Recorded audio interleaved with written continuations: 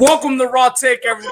Pipeline to your unfiltered media experience. Before we start the show, don't forget to like, comment, and subscribe if you're on YouTube. And if you're watching us on Facebook, like, comment, and subscribe, and share the video.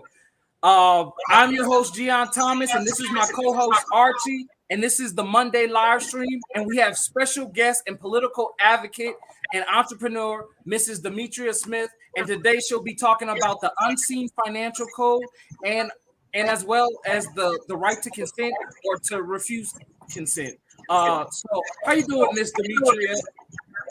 Wonderful. Thank you. And thank you again for inviting me on as your guest.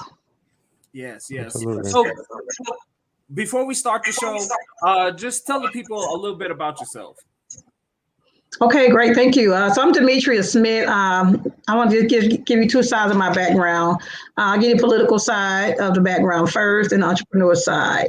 So the political side, I started my political career back in 2012 on to 2013, running for city council, running for mayor 2 or 3 times. Running for state representative, running for governor. Of course, I got kicked off the ballot, so I didn't, make that. So we can talk about that a little later if you like. But it never stopped me from still informing and educating the communities or the people of what's going on. It never stopped me from, finding out the issues and actually just researching what's happening and what kind of solution that we can bring forward to the people. The entrepreneur side, I'm just a businesswoman. I'm in the financial world myself. So I've been in the mortgage industry a little bit over 15 years on my own business. At the same time, still work for a lender. So I still keep up with what's going on. So I have a lot of wealth of information there. I'm also a mediator at the same time, for court, matters and things of that nature. But, I don't even have that kind of time to even just kind of help settle court cases. So just to give you that about me just a little bit. And that's awesome. That's awesome. Can you tell us a little bit about running for office? Because that's something that we always like to talk about on the show. We like to spotlight, especially different faces in these spaces that don't predominantly look like us. So if you could talk a little bit about that before we get to the meat and potatoes of our show. So do you like to know how to run for office or how? I mean, what caused you, what made you want to get involved and what made you want to run? Well, I'll tell you what, I'm glad you asked that question, but the answer is you'll get the answer. So I never dreamed it, never desired, never anticipated, never seen it, nothing like that. So in fact, when I saw politicians, I thought it was far-fetched. I thought it wasn't made for people like me, period. When I just used to see politicians on television. So I never thought, even hearing my family talking about politicians, especially Ronald Reagan, they just like, okay, it's not for us. So that's what I saw. So I never saw myself actually running for office. However, it's crazy how this happened. I don't know what happened. But I was franchisee of Corporate Ball Tax Service on Fundren, and had been at that spot probably like 3 years. And someone walked through my door. I thought he was just a regular tax client, a new customer, and it's still scary to this day. So we just started talking, about business and my process of the taxes, and then we got into real estate and things of that nature. And next thing you know, as we were talking, he said, hold on for a minute. He was sitting right across from me, and he got himself on the phone, and he was talking French. He was a black guy, but he was talking French. So all I know I heard in English is, I found your match. That's all I heard. I found her. So when he said that, then he started talking English to me to tell me what was going on. He was an ambassador. That's what I found out he was. He was an ambassador. So with that, he put me on the phone with some ambassadors, some diplomats, in Washington, some ladies, in Washington. So I didn't know what was happening. All I knew, they wanted to fly me in, and they wanted to fly me in like a couple of months from that visit. And I didn't know. So I just refused it after he got off the phone with them. So with that, I just couldn't do it because I didn't understand what was going on. Who are you? And what match am I? So I just never did understand, like, am I been followed? Am I been watched or anything like that? So never pursued anything that year. But yeah, he kept in contact with me, and the young lady kept in contact with me too, out of Washington, D.C., and they actually flew me, and they flew me to the White House. I had visited at the White House during the Obama term. So I've been out there twice. I've been to the Rose Garden. I've been in the back where him and Michelle was talking, so I went and I had my security pass, my White House pass and all that. So I got that feel, so. And what she said was, after all the trip, when we had meetings, the embassy, we had all kind of good things happening. So I was learning the world, on this level. I was learning the concept and perspective of the world and issues worldwide. It was no longer about the community. It was bigger than that, because I went into a whole different environment. So after that, I'm not going to make this long. So after that, she said they wish they can clone me and put me in every community in Washington, D.C. I'm like, what? So they would want, like, clone me. So that's what she said, but that didn't happen. So they sent me back on in and said they was going to send letters of recommendations to the politicians. And I didn't know what that meant either during that time. Like, okay, well, whatever. Everything was going so fast. But I never heard nothing back. After every year I was up there, but I never heard nothing back for a while after that. So what I started doing is getting myself involved in small community like meetings, and so what made me really get involved in politics, because that was the scary side for me, because that was worldwide. I didn't understand it, couldn't comprehend it, but community wise, I went to some of these meetings out here. It was an organization, and what happened was I saw a bunch of old people, they were old elders. They was fighting. They brought me into their meeting, but they was fighting, not fist fighting, but they was debating and arguing. And while they was just, like it was normal, for them, like, so I had a pen and paper.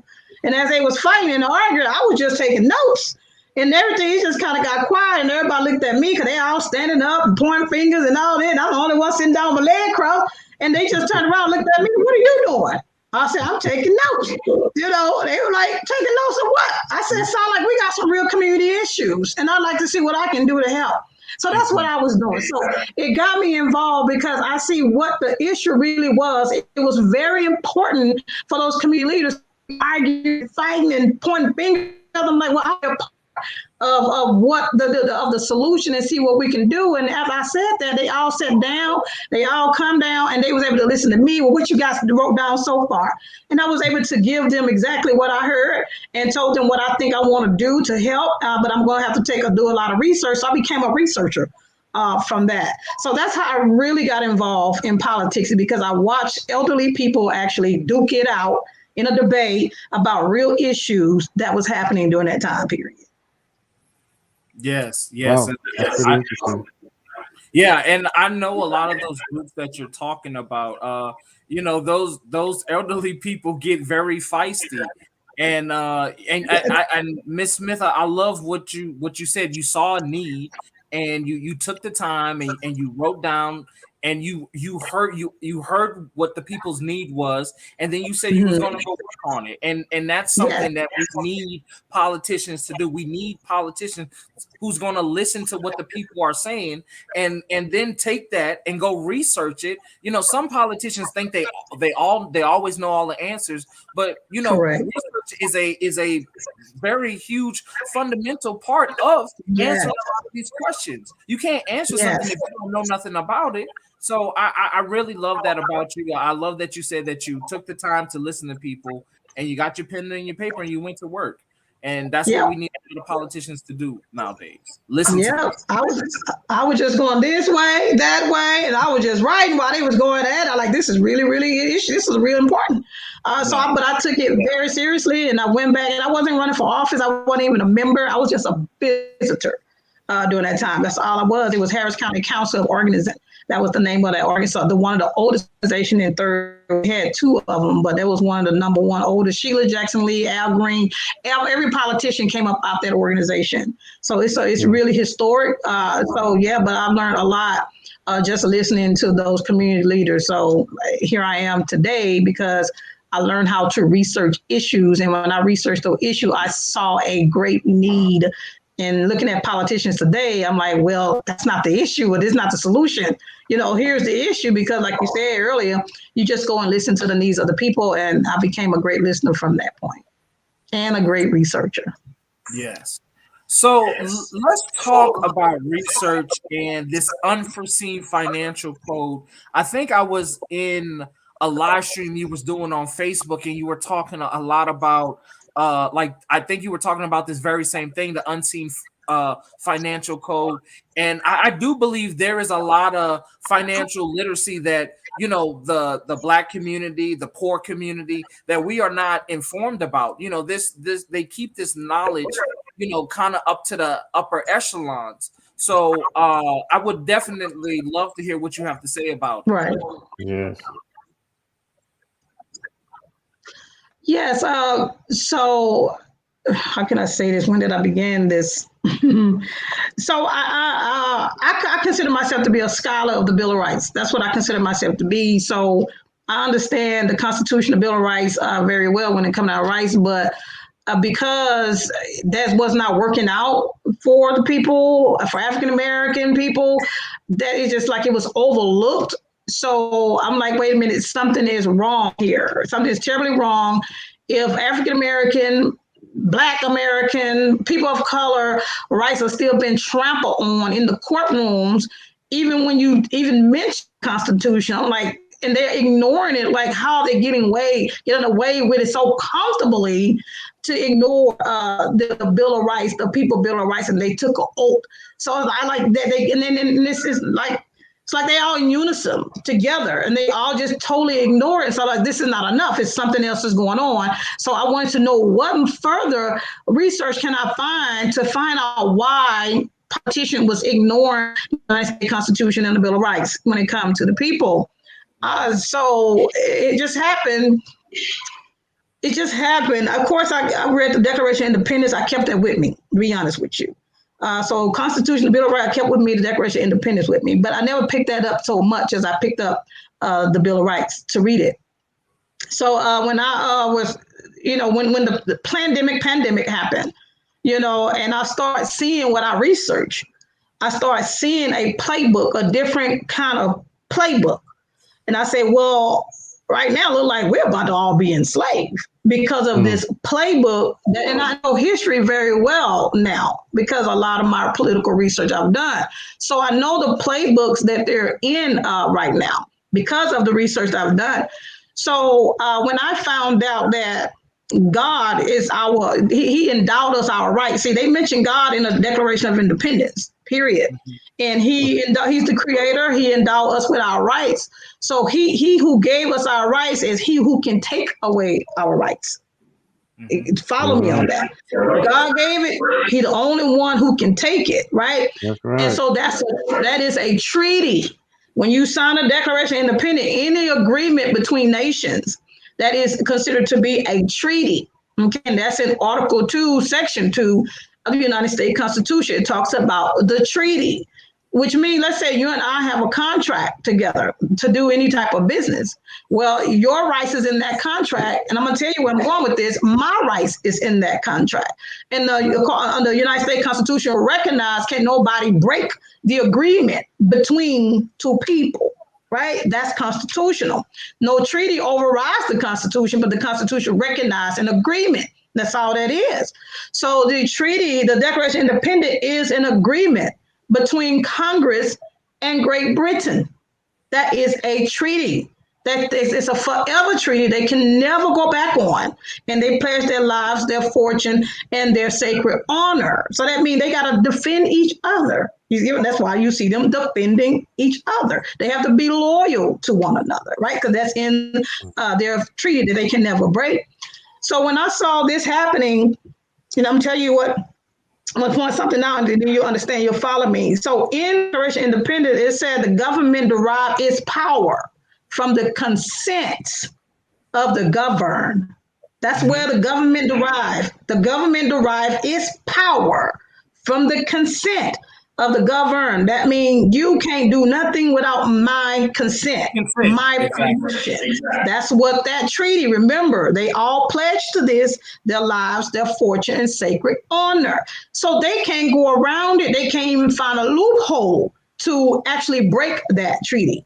And then it came with a 1783 Paris Treaty, too, to actually recognize the independence and sovereignty of the United States, the people. I'm taking you somewhere with this. So this Paris Treaty recognized it's our independence, and they recognize the power that the people have. That means you have to honor our consent, right? So they have to recognize that, and that was Great Britain. Why am I saying this? I'm about to take you to the finance.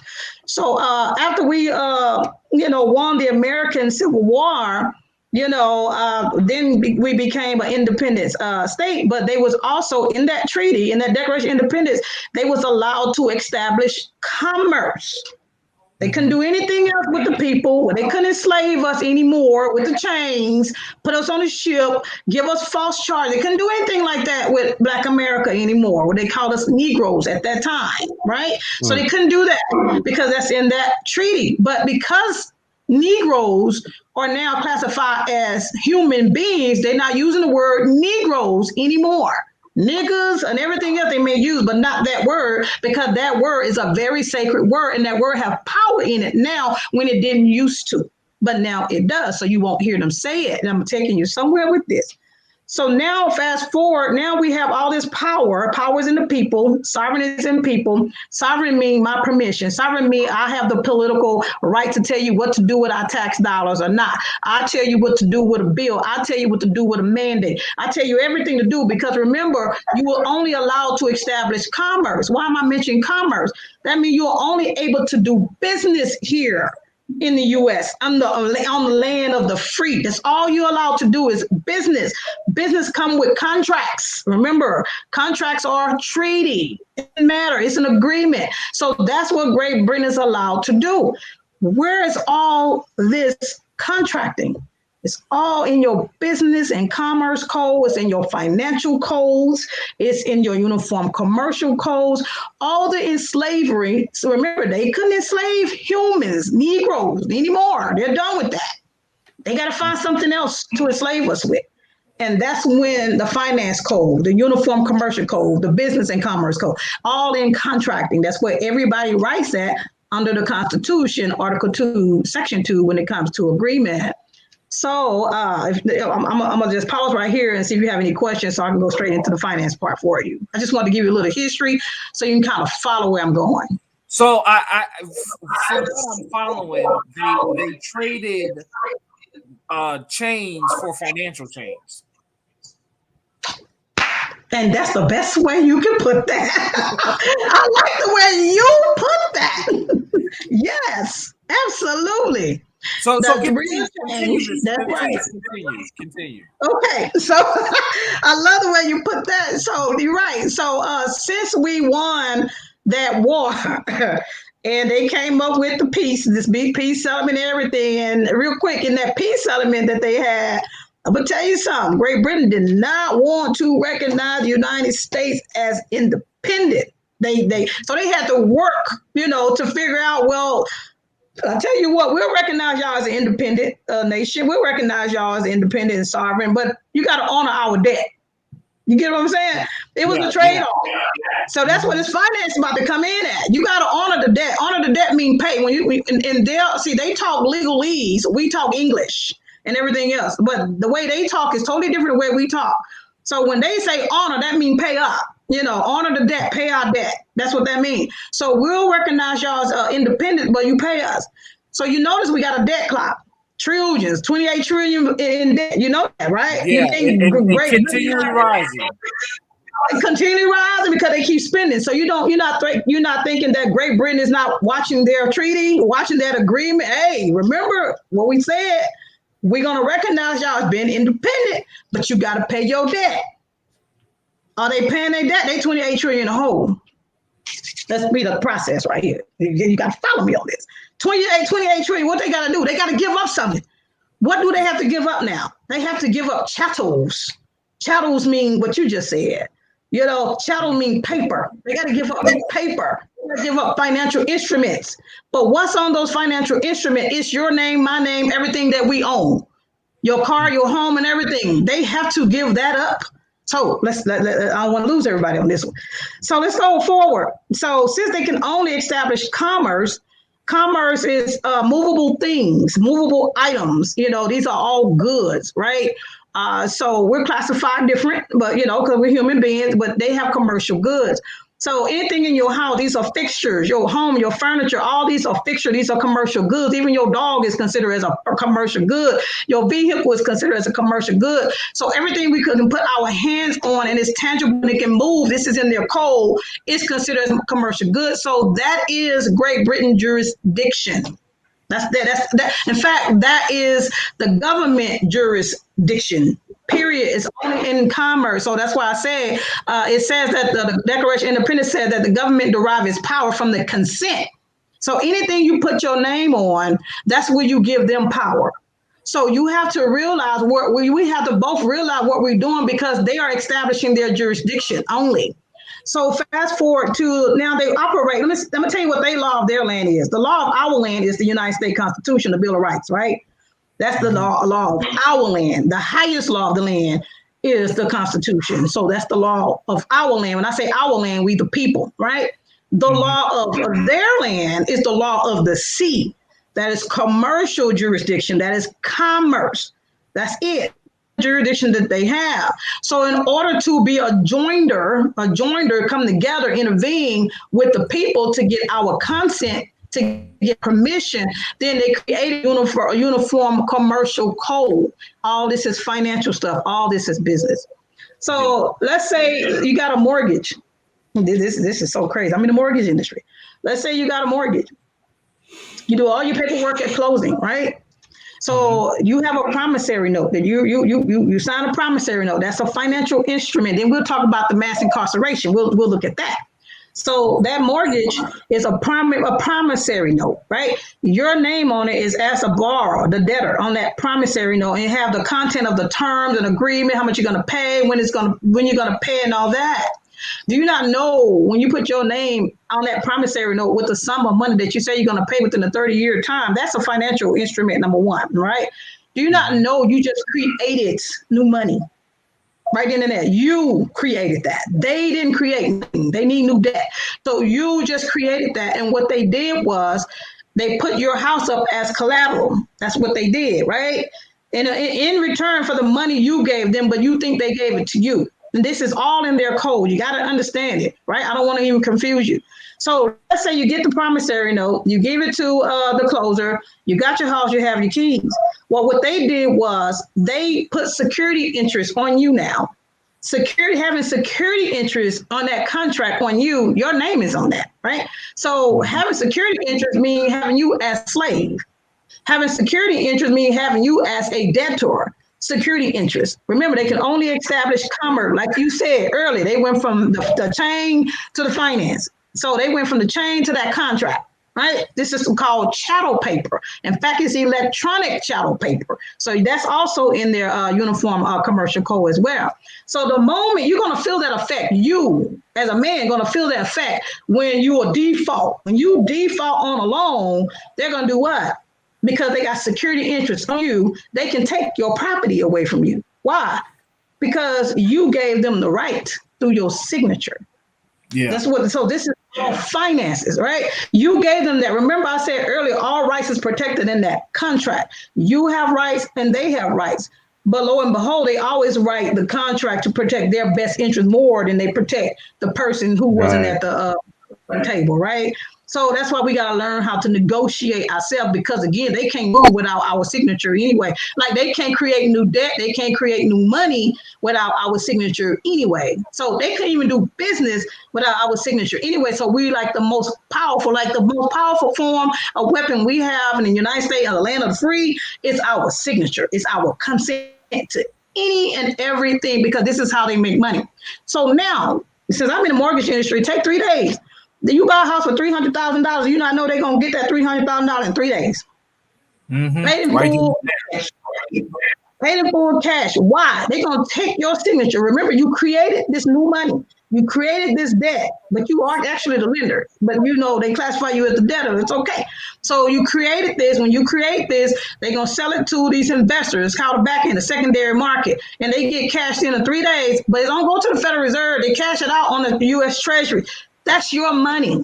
So they took what you gave them, $300,000. Your house is free and clear. You don't know that. You don't know that. So here's the good news about see, now let me back up. By them taking security interest, they call themselves the holder of due course. The holder of due course. Remember that. That's very powerful. So because they're the holder in due course, remember all the financial paper, all the closing docs that you have, documents. So because of that, they can enforce that contract. They can take you to court. They can foreclose on your home because they are the holder of due course because they have security interest over you and your property. But guess what the good news is? In their own code, you can reverse that. You can now become the holder in due course yourself because you created the money. You can take security interest yourself. If you say, I bought this house in 2 years and you don't want to pay them no more because you already cashed out, remember? And you don't want to pay them no more. The law provides, their law of their CE, since that's the jurisdiction they want to be in, provides that you can reverse the debt back to them because they was the original debtor. You became the new debtor and you can reverse it back, give it back to them, still keep the possession of your home. Still can do it. Done. Because it's over with already. It's already free and clear. That's the power that we have for your car. That's the power that we have. Any contract that we put our hands on, if we knew how to do this is the power that we have now. This has been done 5 times already by my brother. He took his house, got himself out of child support, and he took his car. Of course, he took some other bills, like he cleaned his whole credit. Let me tell you, he just sent a letter to turn them debts back in. And you and I don't know if y'all ever heard, when did you hear a bureau actually offer somebody $45,000? The credit bureau. They're not a lender. Because he knew what he was doing. And I got the text messages, I got the documents he sent me. Because he knew what he was doing, because he turned them debts back around, they want to deal with the security holder. They don't want to deal with nobody else. Wait a minute, hold on. You took possession. You're the security holder. You're the one we want to talk to because you're now in charge. So we're going to offer you $45,000. That's what they offer him, $45,000 for a car because he took his car. For a car. And then they gave him a list of banks to go to, like they have already have him set up. You don't have to do anything, just bring us the promissory note. That's all they wanted. That's it. Nothing. Because they told him they emailed him and said, you have a unique story where we want to deal with unique people. Well, we know what that uniqueness is. He became the holder in due course. Yeah. Same thing with the child support. He sent that. He became I want to say he put himself in a common law jurisdiction. And when he put himself in a common law jurisdiction, the judge told him and the child support division, do not come to court. He's supposed to be in court March the 5th. Do not come to court. We're going to dismiss your case on March the 5th. Told both of them for want of prosecution. Want of prosecution means you didn't show up to court. Well, you got a judge say, don't come to court. He don't want to tell them why they're really dismissing the case because he don't want people to know that they can turn this thing around because that's the power that people actually have. Case dismissed, no more child support, no nothing. It's over. Same thing with the car. I got everything that my brother did. I got all the documentation that he sent me. So it's proven. I've done one myself, but it's proven. So it actually happened, but you have to know what you're doing. So our court, the people court, the common law jurisdiction court is in the mail. We are not allowed to step in court. It's in the rules. It's in the federal rules. We're not allowed to step in court. Our court is through mail. That's it. You're supposed to dispute everything in the mail because it's contract. The moment you step in that courtroom, now you're in the admiralty, you're in the maritime jurisdiction, the law of the sea jurisdiction. Now you got to fight in that jurisdiction financially. So the law of the land, see, they scared of they're not scared of the United States Constitution. They're not scared of no statutes and code. They're not scared of anything like that. But I'm gonna tell you what they're afraid of. Bring up that uniform. When you bring up what a judge did, what he did, when you bring up the Uniform Commercial Code, they will hold that up because that is who they pledged their allegiance to in Great Britain. Remember, I told y'all about the declaration in that treaty. They because that is the Queen Elizabeth. They pledge to the Queen and they pledge to the United States Constitution. They have two allegiances that they have to pledge to. And when you walk in that courtroom and you see you got two flags up in there. One flag is the Constitution flag. That's the law of the land. That's that flag. The other flag, you're going to see the American flag with the gold fringes around it. When you see that flag with the gold fringes, that's that Uniform Commercial Code. That's the Queen. That's the Royal Crown. That's that flag.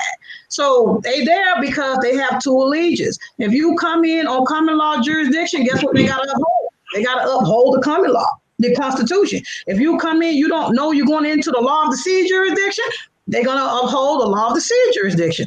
This is why we can't get justice, because we don't know the jurisdictions to fight in. And the financial jurisdiction is Uniform Commercial Code. But you can't be classified as chattel, but it's easy to fight as a chattel, right? But it's also easy to fight on common law. So we get twisted up in this matrix because we don't know. So all these, let's say, mandates, we can't have, they no mandate. When you see what the treaty said, you can't mandate a signature, can you? Does it sound like you can now? No, you can't mandate a signature. So you'll be dishonoring the Queen. There's an honor and dishonor. If y'all look, when you guys get ready to go to the Uniform Commercial Codes and look up honor and dishonor, when you look up honor and dishonor, you cannot dishonor the Queen. So the judge is not going to dishonor the Queen at all, period. When I say they're scared. So you bring that up, they don't even want it mentioned. They're going to seal your court case and everything. They don't want it mentioned at all. But when you bring those pleadings in and you start talking about that jurisdiction that they're in, they're going to uphold the Queen law. Why is that important to the Queen? If you do not uphold that, that means they don't exist. That's very important to the Queen. So they have to uphold that. So you can't force signatures, period, because that's the Declaration of Independence. So y'all hear all these mandates coming out. You can't force that. So you gonna send me to the clinic or send me my employer, what they gonna do? Just mandate me to take a shot? How they gonna do that? You're gonna put a gun to my head for me to sign it? You can't. You're just gonna tell me do this or you can't eat. But you need a signature. So if you can really mandate, then you won't have no signature. So they put other things out there for you. So people need to know they have the power to consent or power not to consent. And I'm going to tell you something. Every time somebody signs something, don't think it don't go to the three branches of government and they're going to cash in on it because it's chattel. So if you want to talk about the prison system, let me know. I'm going to tell you how that chattel, how they making money off of that chattel. Let's get into that because I believe mass incarceration, I think that's big business.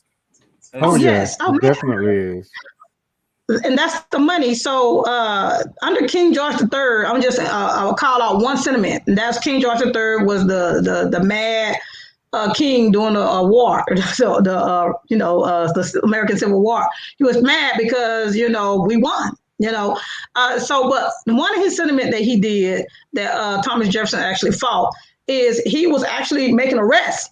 He was arresting people, arresting the slave. He put them on a ship.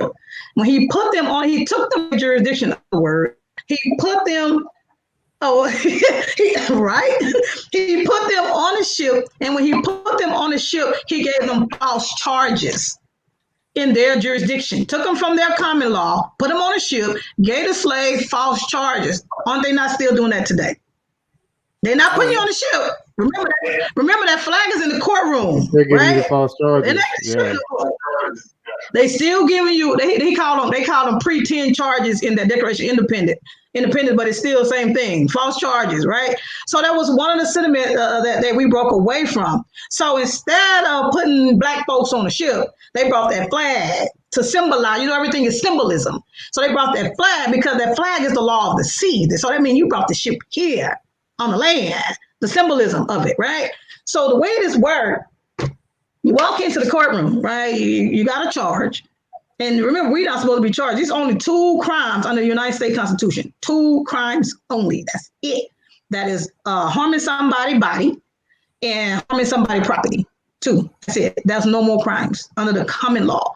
All the other ones is commercial. All this is commercial crime. Even white slaving is a crime. You don't see a lot of white people being incarcerated because under the commercial code, it is a crime. Literally, you'll see that word white slaving is a crime. So let's say that's how come you don't see them like that. So you walk in the courtroom, you got a charge. They put it on, follow me when I say instrument. They put your charge on a charging instrument. Sound like finance to you, don't it? Mm-hmm. Charging instrument, and it sounds like a charge. If I go to the store, I'm going to have some charges on there, on something, on a ticket, on something, on a receipt. My list of charges is there. Okay, so you got a list of charges on a financial instrument. Remember, follow me when I say financial instrument. These are chattel paper. That's all this is. That's slavery. So you put those charges on there. Okay, you go before the judge. The judge get you in that maritime jurisdiction. And they get you in that jurisdiction when you plead guilty, not guilty, or no contender. I don't care how you plead. You enter into that jurisdiction for pleading, period. And for saying you understand the charges that's held against you. Those 2 things. Me, I plead to the jurisdiction. Demetria, do you understand the charges? Absolutely not. I plead to the jurisdiction. I challenge it. I don't understand nothing. When you challenge jurisdiction, everything go moot. Like everything stop. Like what? You got to prove to me I got a contract with you now. That's another story. So the moment that our black men and black women or anybody else that go to court, they understand the charges against them. They have made an agreement. They just contracted with the court for understanding the charges. That's agreement. You say you understood this contract. You never saw it. The 6th Amendment said they have to give you the pending charges. That's in the 6th Amendment of the Bill of Rights. So they have to give you a list of pending charges so you'll know how to prepare a case and defend yourself. But you don't get those charging instruments in your hand. They just read it to you in probable cause court. And when they read the list of charges out to you, do you understand? Yes. And then you've been arraigned. How do you plead? Guilty, not guilty, blah, blah, blah. You're going to listen to what your lawyer say. Oh, yeah, I'm guilty, whatever.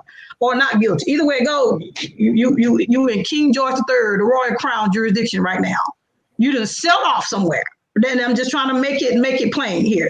So now what they going to do with that instrument, because they need it in the PC hearing, the probable cause hearing. What they're going to do, they got something called the Texas Judicial Council. So the judge have to give the investors, they call them the 144. It's 144 investors. Maybe 5 going to get it. Maybe 1 gonna, get that claim. So let's say when they say the state of Texas versus Demetria Smith, that means one of those investors brought that claim against me. That's about to get paid in a disguise of the state of Texas. Like a contract, almost like a contract. There you go. There we go. You got it right there. So we got a list of the 144 rule. They're in the secretary. They actually in the the SEC. Security Exchange Commission. So that's what where the 144 come from in their rules. So you got to follow the rules in order to buy the paper, right? So now you're in the PC hearing. They got 30 days. They got 30 days to actually do a pre-conviction from that PC hearing. So they send it to the Texas Judicial Council and they hold it. So because now this instrument have to secure, it had to be like 6 months if it's unregistered, and if it's registered, it's a year. Because the 144 can't buy the paper, the chattel paper, until that instrument actually matures. It's a maturity date on there. So because they have to wait, guess what people got to do? They go in and out of court. They keep giving these recess. What? Can you just come on and give me my time, whatever you're going to do? Well, I'm tired of coming to court. So with that, well, they can't do that because the investors can't buy it. The paper have to be controlled. The paper have to be restricted. This is in their code. In fact, it's in the criminal code as well, the criminal procedure code. So it got to be controlled and restricted. They can't buy paper. That means they can't buy free people. You get what I'm saying? That's what that means. So now they got to wait. And now when they wait, got to be controlled and restricted. Now they got to wait. And when they wait, they buy the paper. Now, because you are controlled, you are confined. Your body movement is restricted. You can't do nothing. Well, the 144 got you and your paper on that financial instrument. Somebody bought that debt, and you're paying for it. Now I'm going to move it somewhere else with this. Because remember the control and restricted. So when people get these COVID cards, come on now. When you get these passports, come on now, from CDC, come on now, the new law of their land, CDC, when you contract with them, remember all these COVID restrictions, nothing but restriction. And control is going to come a little later, but they got to have it, control and restrict it. So the moment they keep giving you all these restrictions, the 144 coming in to buy the paper, and people are going to feel the effect of them buying the paper. You can't eat, you can't feed yourself, you can't pay your bills, you can't do nothing because the 144 have an instrument and they have security interests in you now because you have contracted with them unknowingly. But that still can be fault too because they can't buy paper in bad faith. You get what I'm saying? So remember, they got to always honor the queen. And people can, to me, fighting a commercial jurisdiction is the most easiest way to fight. Like common law, you can kind of twist it up a little bit. But commercial, because they understand it so well, and you put that dishonorment against them, I mean, case closed. That like they fear that, like that's the code they fear the most. So it's because they so afraid of the Uniform Commercial Code and they don't want to be dishonored to the queen. Well, then I'm gonna fight you in that jurisdiction because you're gonna honor the queen. And I know you're gonna honor the queen because you honor the queen when you lock me up. You honor the queen when you put me on probation. I'm just talking in general. I'm not on probation, nothing like that. But I've been locked up before for some tickets and everything else. So because you honor the queen, because you done took something from me, you honor the queen. Anytime that black people or anybody else feel the effect that something been taken away from you, they're honoring the queen through your consent. So we have to understand consent, not to consent, like the power that we have. Like you can't even do nothing in the courtroom without the consent. Period. So that's why they use lawyers. Lawyers gonna give you away to the jurisdiction anyway, because they're part of the bar. British Accreditation Registry. British, you hear the word, British Accreditation Registry. So they giving you away. It's easy way to give jurisdiction to the queen. How else she gonna get it? And let me tell you something about her. She wears a crown. That crown comes from sovereign people. Sovereign, remember, people. That crown represents common law. That means that crown represents the Constitution, but she's a dictator. How you going to have all your sovereignty wearing that crown, but you're a dictator? You say, hey, we need these slaves. We need them to obey, incarcerate them because it's money. Everything is about money. But she got her nerve walking around with the crown like she's sovereign and we're not. So you got to read deep into this.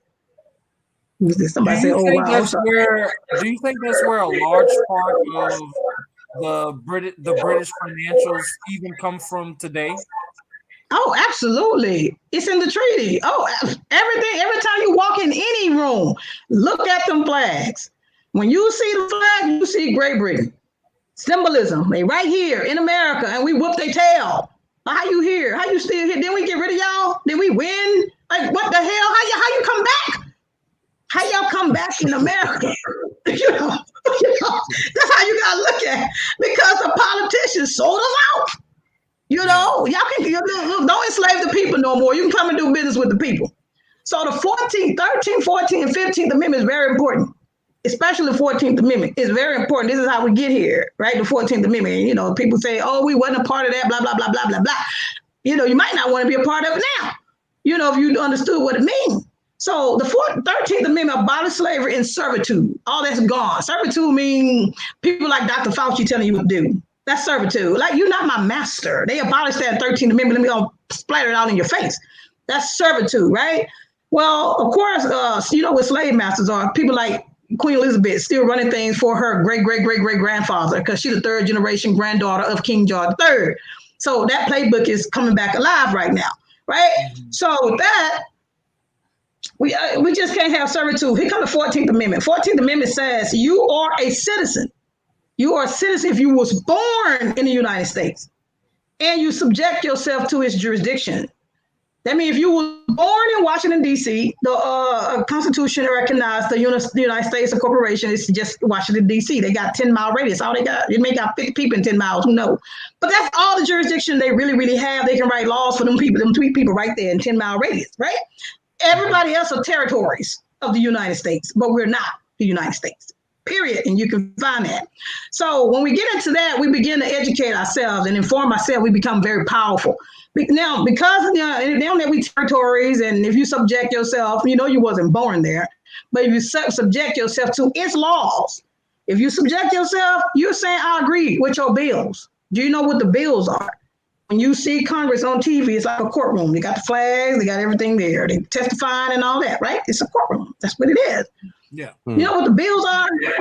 The bills are, these are people that went into a room. They forgot about us. Like, we ain't got no say or nothing. They just, wait. Y'all constituent. You got constituent. You're supposed to be the voice of the people. Y'all here bargaining and negotiating without us, so they just switched the game on us. So then they got all these bills flying around, taking our money, trillions of dollars, our treasury. That money comes from us because we don't have silver coins anymore. We don't have golds anymore. So that money is ours. So they taking the people money, funding whoever they want to fund with our money and without getting our permission, right? So you know what the bills are for. We don't have no bargaining power. Remember, we wasn't there negotiating with them either. They left us out. And I'll rub it in their face too. So because you left me out, the bills are just bringing a claim against the people. They're suing us. That's all it is. They brought a claim. It's on the books. If you run the red light, what you gonna do? They're gonna bring you to court. So they preparing to sue you already. This is what this all about. It have nothing to do with nothing because it's a bill. You remember the debt bill, kind of, it's finances. So they suing you, and soon you break any of those bills that you wasn't there for, period. You ain't got no bargaining power. You wasn't there. You don't know the intent. So they sue you. They say, oh, you broke the law. You commit a crime. What they told me last year when I ran for mayor 2 years ago, I did something with the police officer. I don't know, I did something against the public servant. Oh, no. Well, I wasn't there at the table when y'all drew up that bill. What you mean? What contract did I have that said I was not going to go against this public servant? Like, what? That's how it really, really is. So remember, they try to do compulsory vaccine. They want to do a bill and make it mandate and all this here. Okay, everybody that signed that bill, y'all need to be the first one in line because you signed it. Remember, your signature is when you contract with your signature. So 450 members want to sign, then I need to see all y'all take it because y'all the only ones that signed it. This is how the structure of government actually work. If people got to understand, I'm not afraid of nobody. They can all knock on that door if they want to.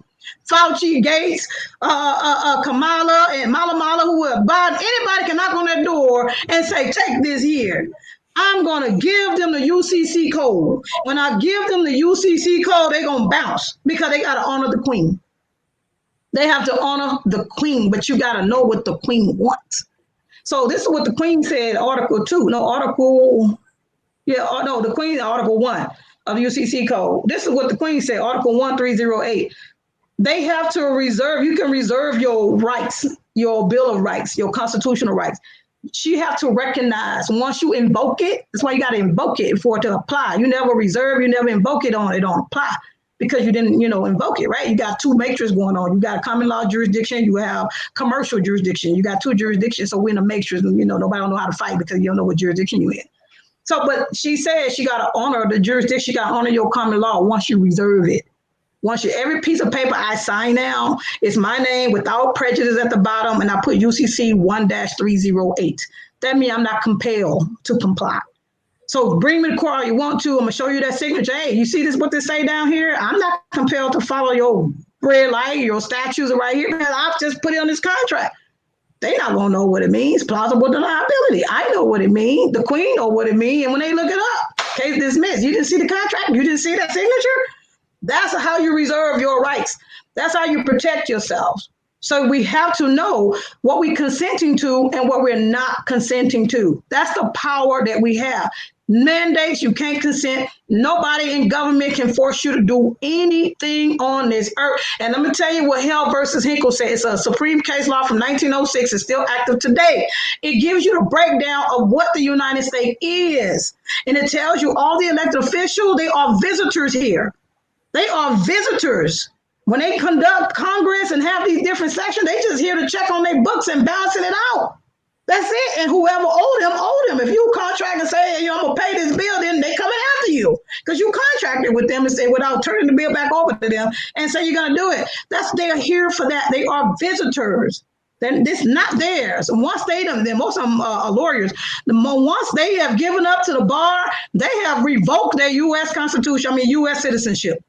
This is over with. You are owned by Great Britain. You're a visitor here. You're not here to protect me. You're here to protect the Queen. That's all it's about.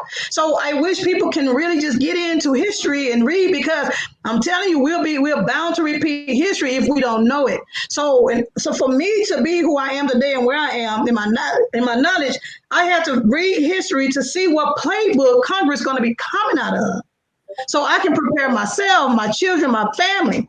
I got to teach them how to fight. Yeah. Everything that I look up, that I research, instead of leaving them houses and cars and money, I'm leaving them knowledge. I'm giving you tools to fight with. I emailed them a lot, full of it, a lot. We have Danielle on Shout Out to Sisters Talk podcast, and she said, let's talk about those stimulus checks. Them contracts that people, let's go. Yeah. When she said that, I got to hear what you got to say about that. So that's called consideration, right? So that's 4 elements to a contract. Remember, everything government do is all about contracting, but they know the golden rule about contracting. They have to give you something of value in exchange for value. It's value for value. So they gave the people consideration. So they gave the people money because they can lock in a contract because they gave you something of value. So they got to get you to agree to it. You got to accept it. They got to show the consideration. They have to have a meeting of the mind. So basically when they, go public and announce what they have to announce, then that's what it is. And they got to show you the terms and condition of, hey, we give you this here, you can't do this, or you can do this. So those are 4 elements of a contract. That's in Business and Commerce Code too. So anytime you see the government giving you something, remember they're contracting with you. It's all consideration. It's something of value. So now the people accepted that. Like my son received a letter and he sent it to me. Hey, Mom, Biden wrote me. I said, Biden wrote you? Biden sent me a letter. So it had everything to do with the money and vaccines. But see, they didn't put it together like, okay, because you accepted this, you're going to take the vaccine. So he didn't word it like that. But why you have it in the same context? Vaccine and money is in the same letter. So that was concerning to him. And then I seen a press conference where Joe Biden said that he sent checks in the mail. He feel like he got people because he sent checks in the mail. So with that being said, when he said that, like, okay, it's all consideration. But let me tell you where they so dumb at. I'm talking about the politician. They so dumb because that consideration was the people money. Like they didn't give it to them out their own pocket. You gave the people back that money. Because that money come out the treasury, that means that's the people money. That is not their money. Because let me tell you something, before members that's a part of United Nations, and the United States is a part of the United Nations, the UN, right? Before you become a member there, in order to continue to be a member of UN, you have to be in debt. You have to be in bankrupt. United States still bankrupt because they still members of the United Nations. So they don't have no money to give anybody. Money in the treasury is our money. It comes from our energy, our labor, our work, all that. That's our money. In order for them to go in the treasury to get our money, number one, it got to be subpoenaed, or number two, it have to be bills drafted. They ain't gonna subpoena nothing because they need our authorization, right? So they have to draft bills to get the money. Y'all see infrastructure bill for the people, every bill that you see, all these bills they're throwing out, because that's the only way they can access your money according to the treasury laws. Mm-hmm. They can't access it without drafting bills or subpoena.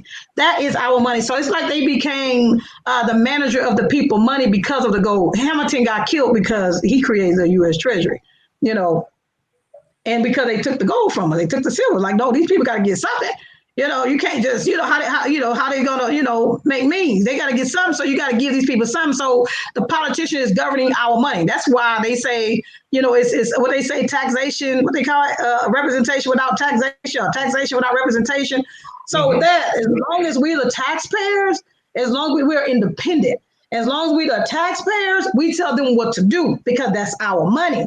But if they bankrupted us, taking our money and giving it to foreigners to make these vaccines, to make tests, to make everything, they use our money to harm us.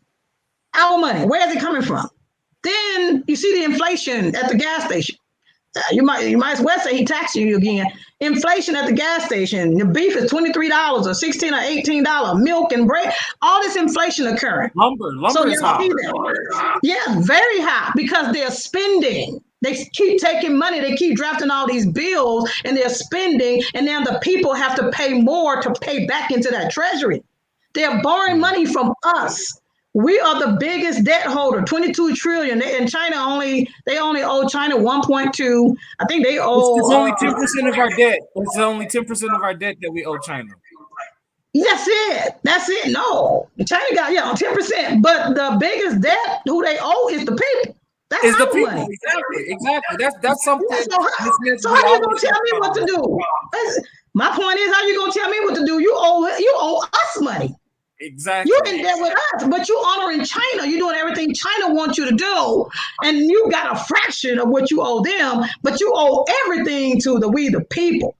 So that's why they want to sell us over to everybody. Got their hands in pocket. Great Britain, China, Iran, or Korea. I think it's like five of them. Everybody got a hand in America's pocket. Yeah.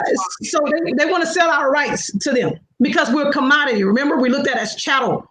So we're going to do as we told because it's restricted paper or controlled paper. So if we understood this whole history, we can fight everything that's coming down because, again, they got to honor the queen. But the queen, we don't know nothing. So, hey, fair game. 14th Amendment say, hey, as long as they consider themselves as a citizen. Yeah, if they think they're born in Washington, D.C., if they subject themselves to these bills, these laws that we pass, and they obey, they contracted with us. So go for it. That's your slave.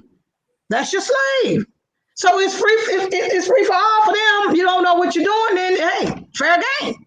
So you got to know where we at. Like, I keep myself busy. I stay read up to 4 o'clock in the morning sometimes. Get on my husband's nerve. Why you still up? I'm trying to save us. That's all I tell him. Just go back to sleep. I'm just trying to save us.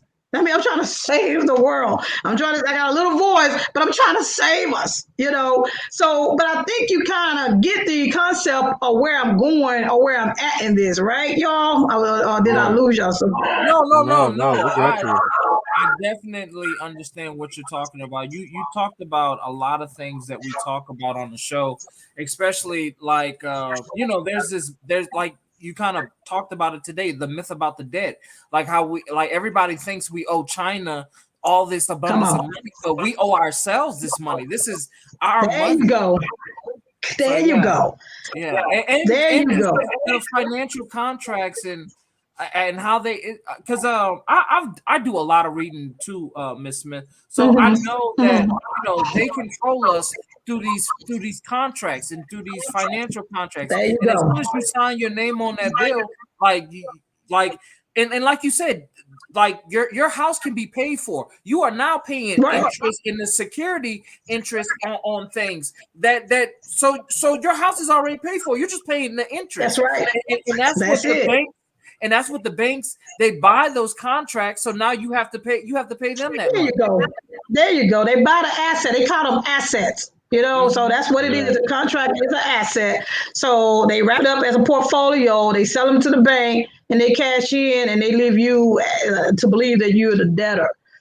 But you can perfect. If you read about perfecting your own perfecting security interest, you can see how to turn that debt back around to them while keeping possession of your house.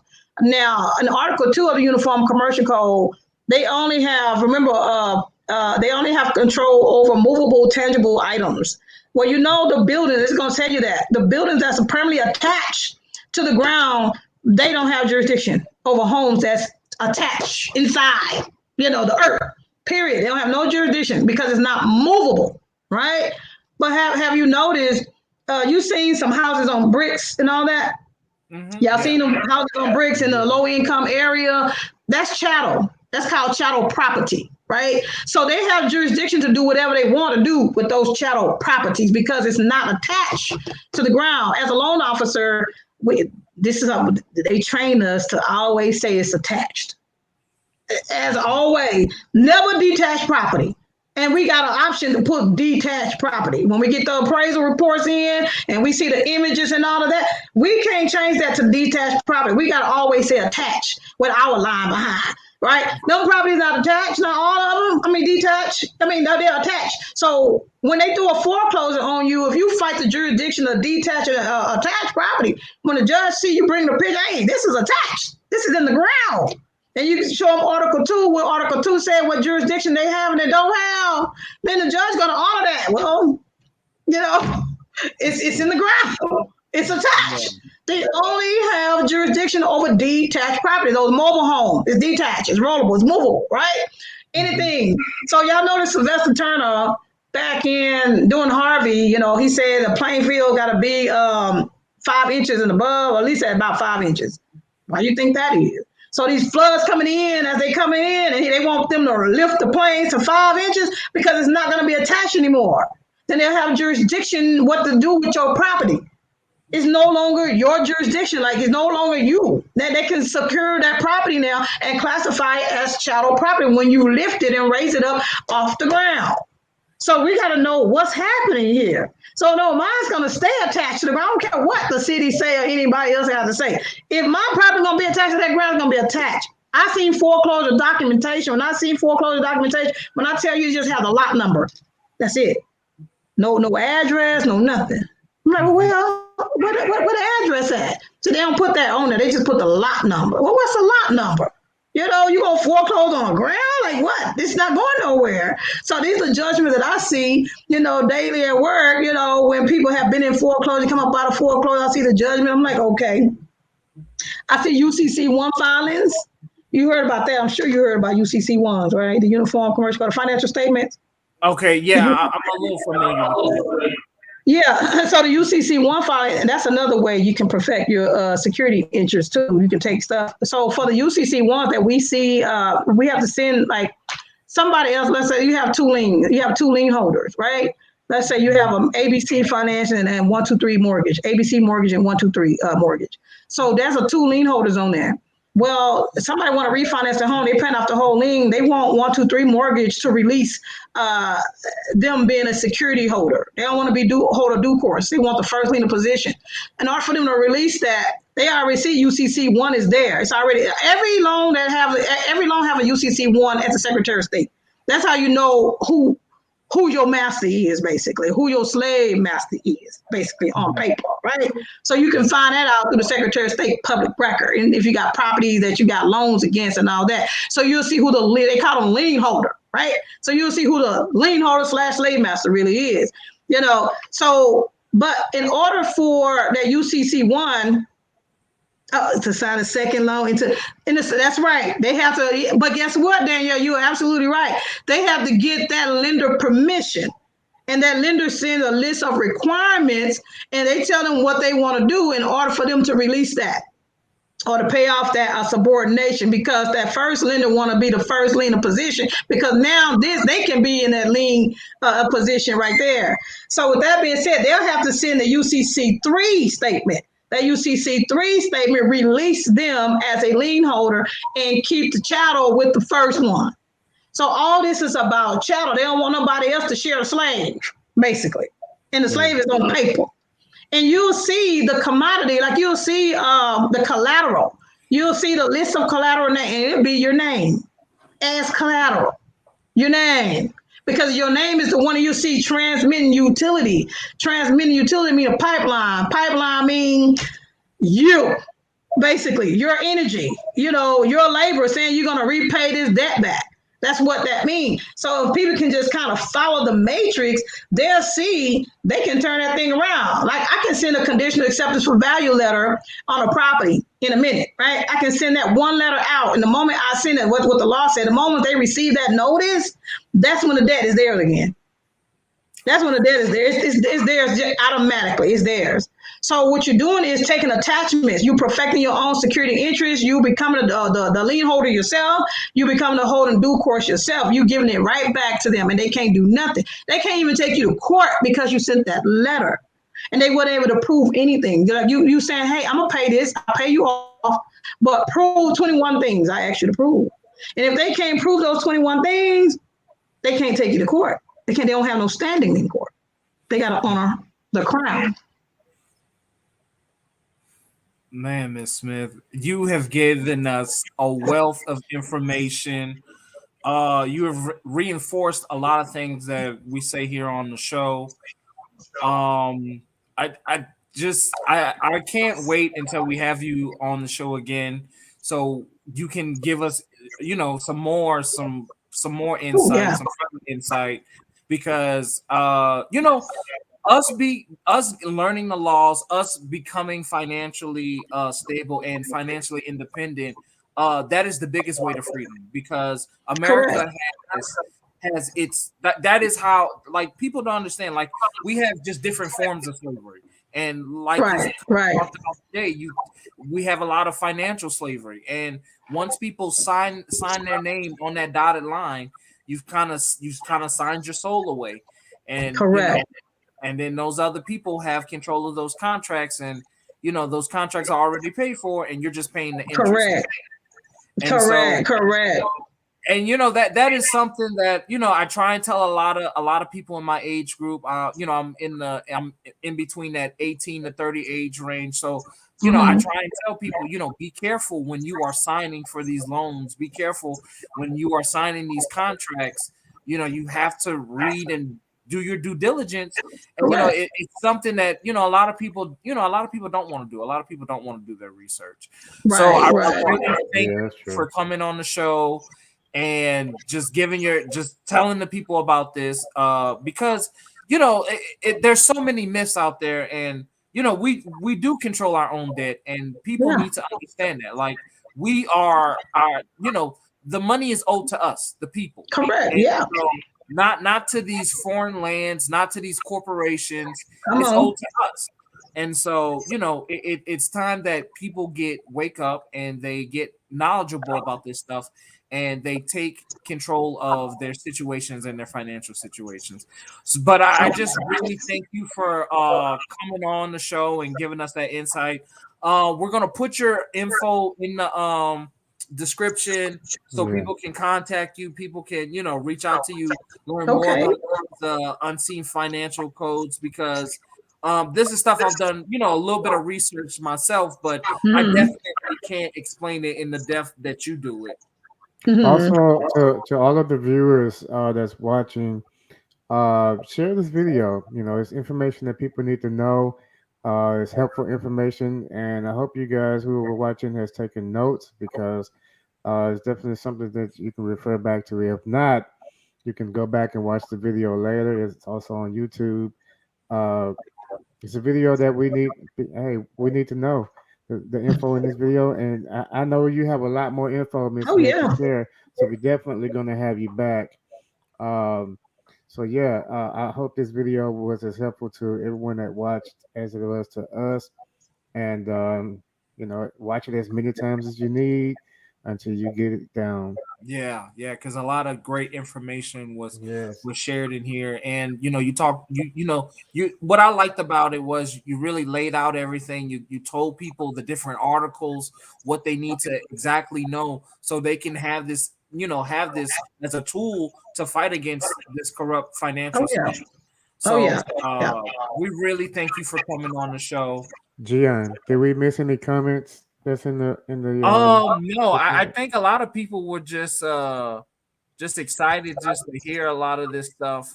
But no, I don't think we have any comments that we missed out. Okay. Right. Because they'll normally just sit back and take this information in, because it was a lot. So Yeah. the last takeaway, I just want people to remember the jurisdiction. Remember, you got two jurisdiction. You got common law jurisdiction. You got commercial jurisdiction. If you want to scare your politicians, go to the Uniform Commercial Codes.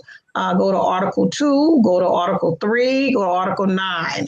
Then the main ones that's very important. You can go all of them. It's not that many.